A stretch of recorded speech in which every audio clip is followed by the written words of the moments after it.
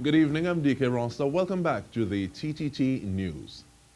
Ipsum Technologies is a digital enterprise that promotes the digital inclusion of persons with disabilities. We have the Managing Director, Shawn Melville, Asenath McEwen, the Business Development Manager, and Marlon Parieaho, the Technology Evangelist, with us this evening. Now, Shawn, I want to start with you, please, because when I see Ipsum, I think of Lauren Ipsum, which I cannot read. Now, what's the significance of that name? And we also ask you to give us an overview of the enterprise. Thank you. Okay, great. Thank you. Ipsum Technologies, the word Ipsum actually is a Latin word, and it comes from the word I. So it's drawn out of me or I.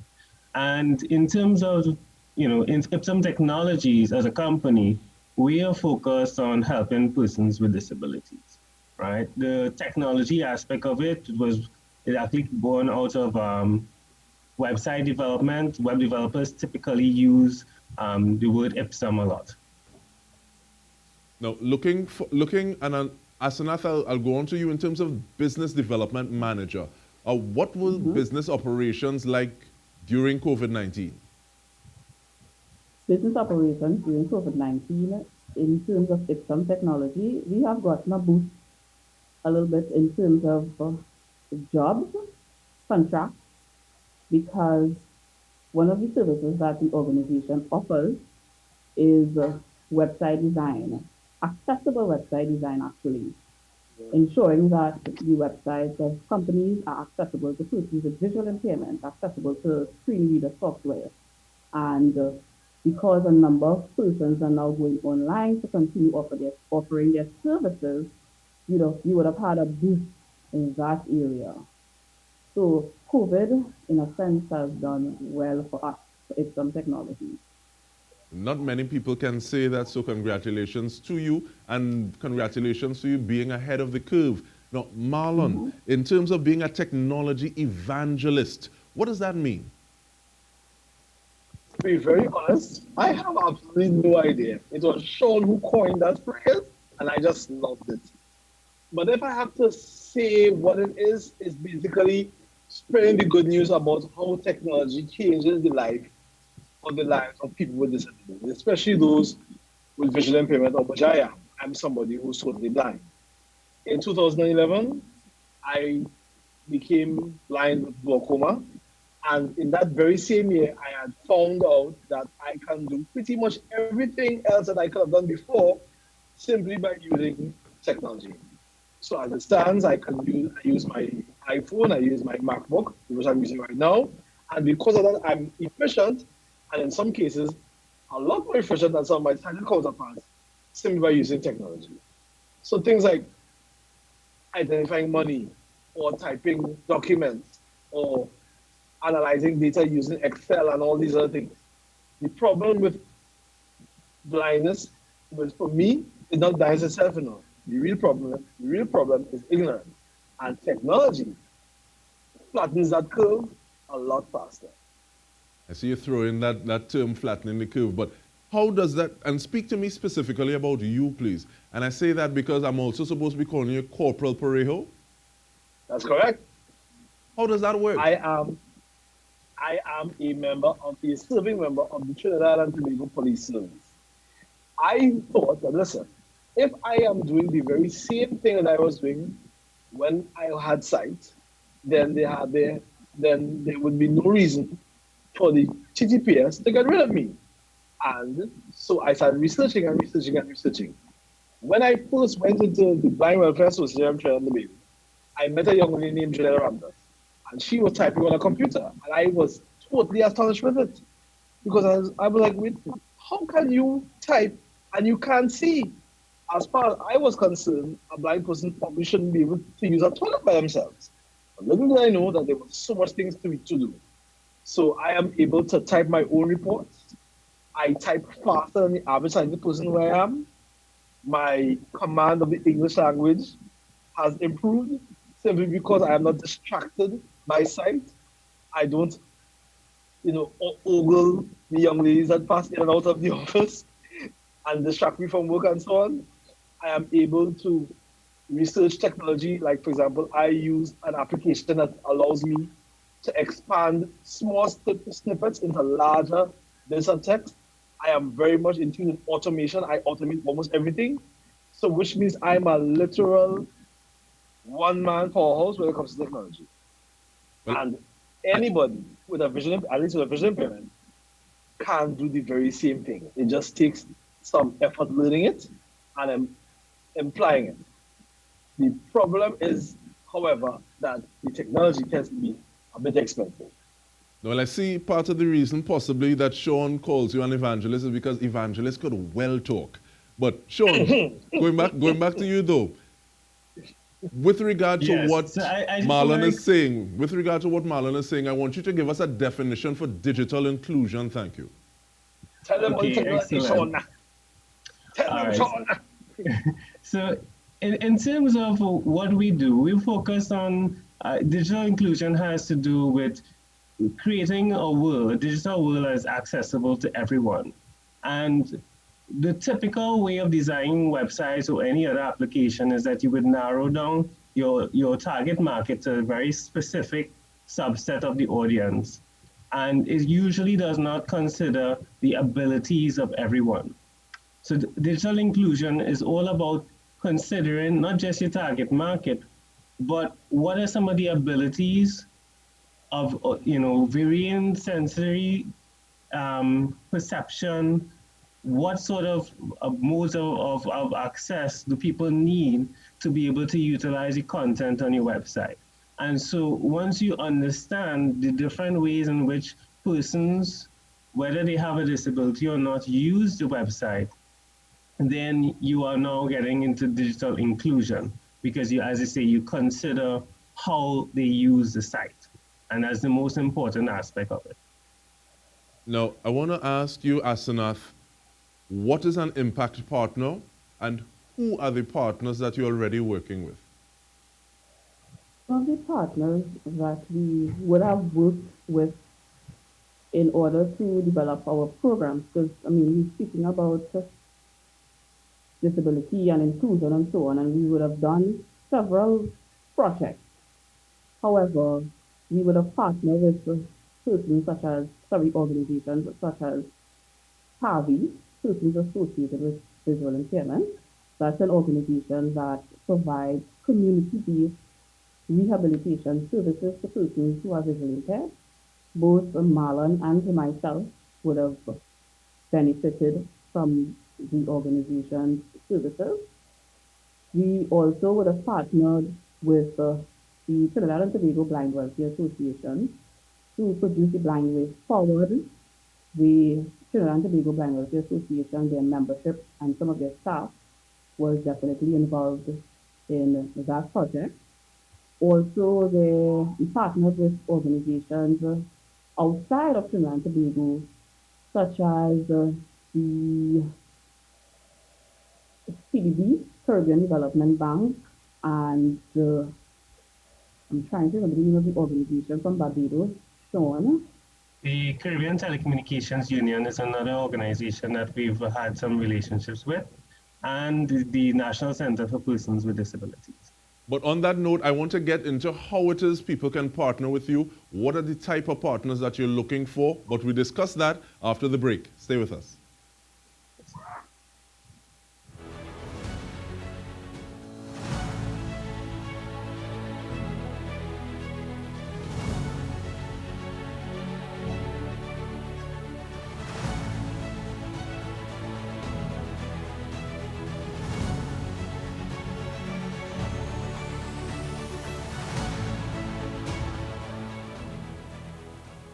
Welcome back. We are speaking with Shawn Melville, Asenath McEwen, and Marlon Parieaho of Ipsum Technologies.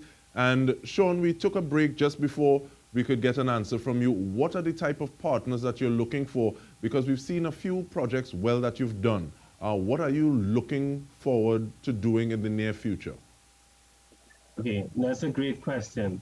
So just to clarify, in terms of the type of partners that we can work with, we're looking for persons who are into web development, into graphic design, and they're the type of partners who we can work with to actually provide a service to our customer base.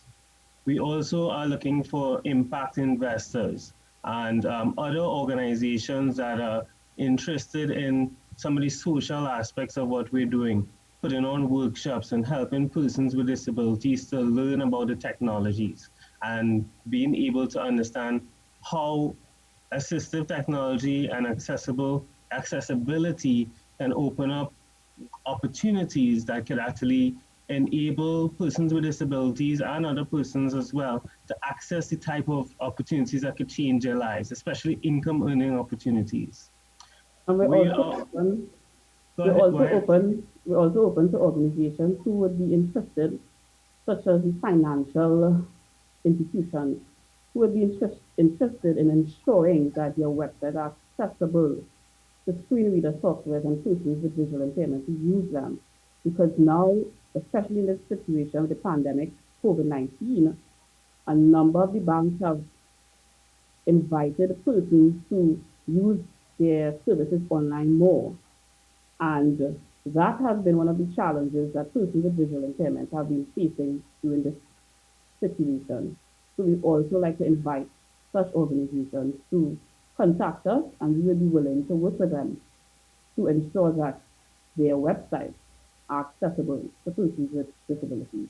And that's an interesting point, Asenath, because when you're looking at it from a physical standpoint, it is harder, to my understanding, to retrofit a space that is brick and mortar, as opposed to saying, okay, well, we're going into a website and making tweaks to make it more accessible. I'm wondering if, one, that is your experience, and two, what are some of the things we need to look at if we wanted to make a move like that? Okay, so I will answer that question for you, Axel. In terms of the website accessibility, there are two ways in which you can address the website. One, you can actually take into consideration all the needs of persons with disabilities and all the users from the very beginning. Once you do that, then you would consider all the different modes in which people would access the site, and depending upon whether they have hearing impairment or if they're visually impaired, as the case may be, you would know whether to make something keyboard accessible or if to utilize closed caption, an example, for different types of video and audio content.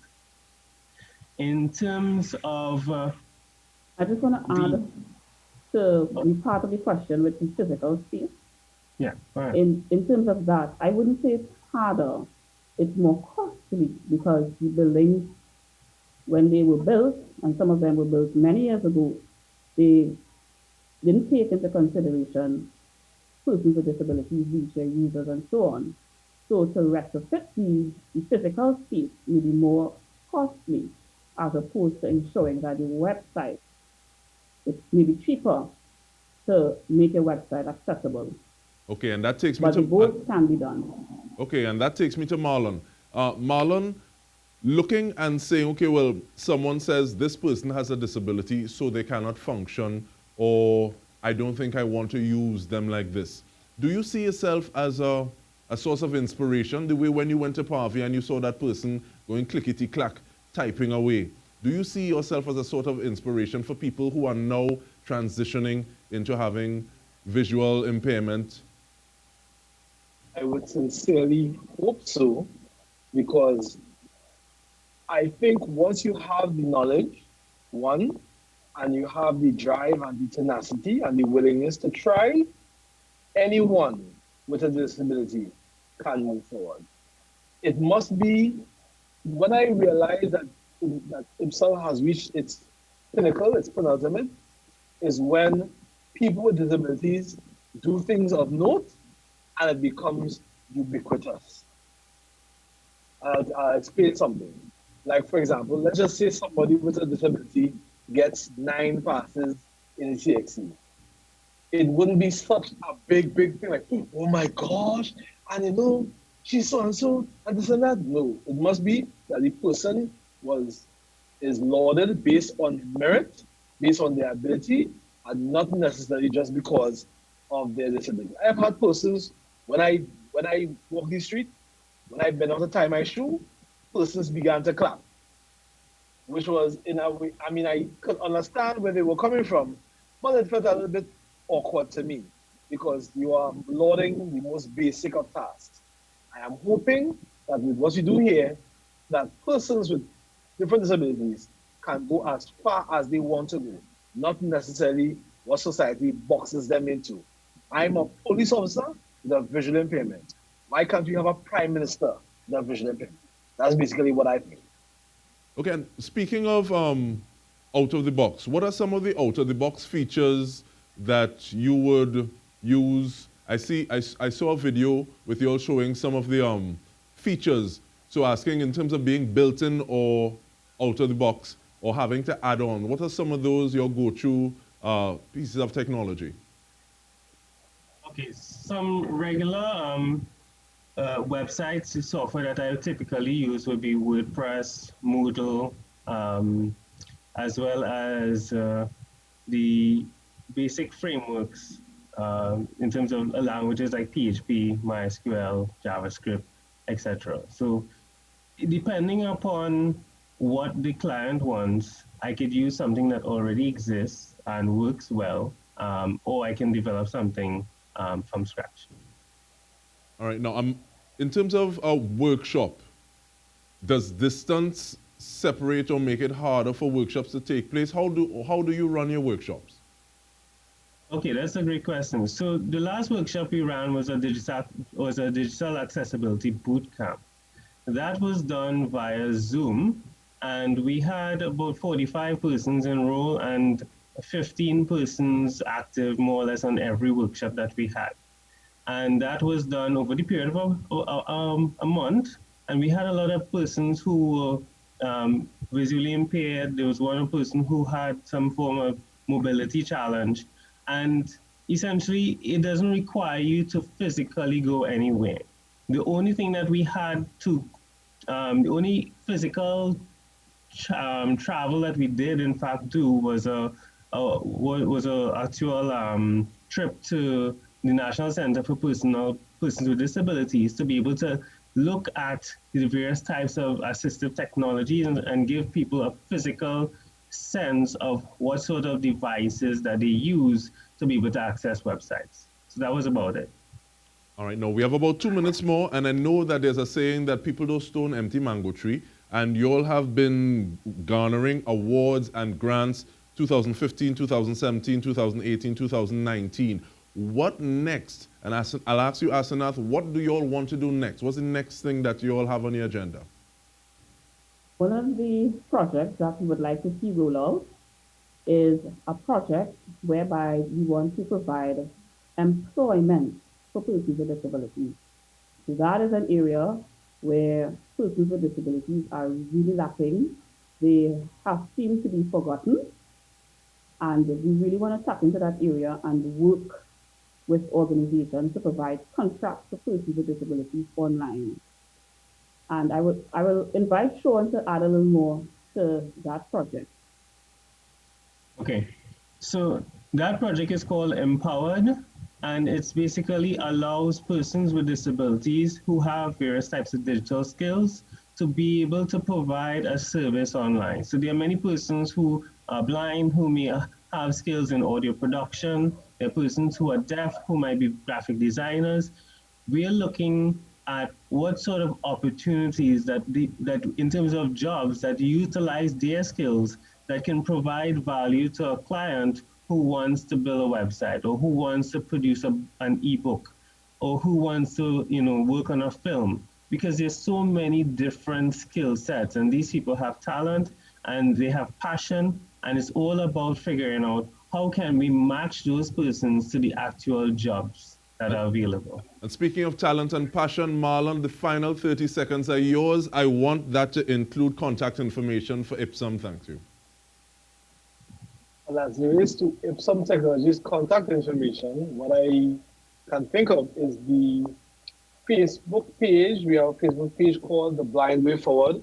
You can contact us there. And I believe we are on Twitter, correct? Shawn? So we are on Facebook. We also have an Ipsum Technologies page. We have a website, ipsumtechnologies.org. We have a YouTube channel and an Instagram page. Thank you so much, Shawn, Asenath, and Marlon. Thank you so much for the work that you're doing, and thank you for spending the time with us to give us an idea about that.